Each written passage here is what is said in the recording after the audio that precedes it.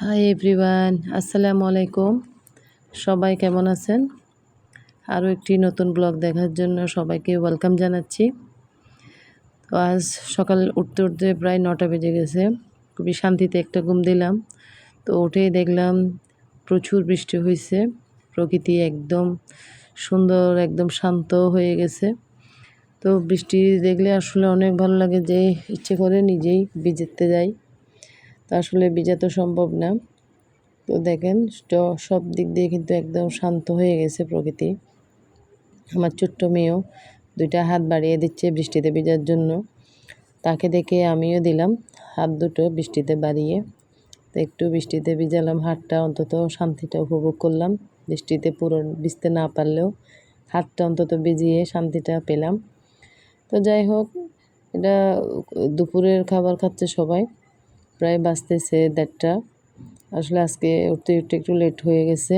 তো শুধু বাটা রান্না করলাম আর একটু শুটকি দিয়ে কাঁঠাল বিচি রান্না করলাম, যাতে এগুলা দিয়ে আজকে দুপুরে খাবারটা যেন শেষ করতে পারি আমরা।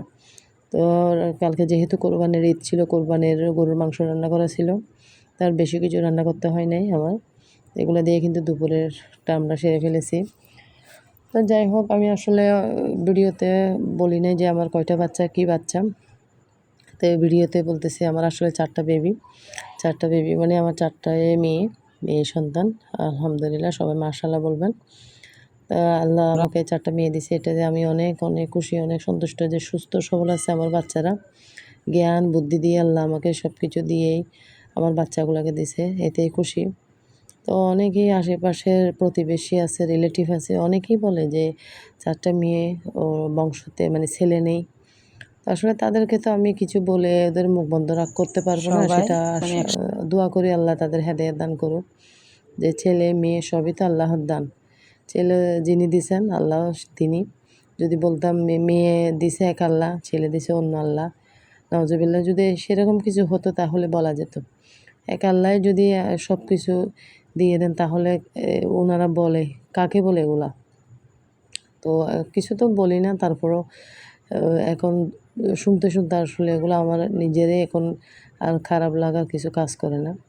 তো আমি সবসময় আল্লাহর কাছে দোয়া করি যে আল্লাহ মেয়ে সন্তান দিছে, আমি যেন তাদেরকে আমার হাতে যতদিন আমার সাথে রাখে, একদিন বড় হবে, উপযুক্ত হলে আমি ওদেরকে বিয়ে দিতে হবে, ততদিন পর্যন্ত যেন আমি তাদেরকে যেন ভালোভাবে দেখাশোনা করে ভালোভাবে যেন মানুষ করতে পারি। এটাই আমি আসলে সবার কাছে দোয়া চাই।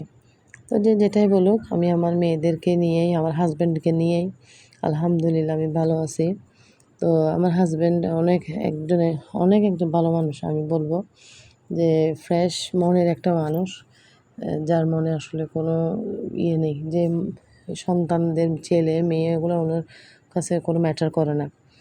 ফ্যামিলিতে উনি বেশিরভাগ সময় আসলে উনি ঘরমুখী, বাইর হলেও যখনই পাই সময়টা আসলে ফ্যামিলিতে দিতে চেষ্টা করে। আমি আমার ফ্যামিলি নিয়ে আলহামদুলিল্লাহ ভালো রাখছে আল্লাহ। ছেলে দিক মেয়ে দিক সেটা আল্লাহর হাতের উপর, যে কারো হাতের উপর না। তো যাই হোক, এদিকে আমি আসলে বিকালের জন্য কিছু নাস্তা বানাচ্ছি, দেখতেছেন।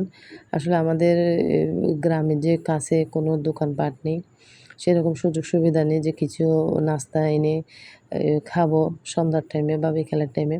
তো সেরকম যেহেতু সুযোগ সুবিধা নেই, ঘরেই আমি আসলে হাতের নাস্তা বানাতে সবসময় চেষ্টা করি।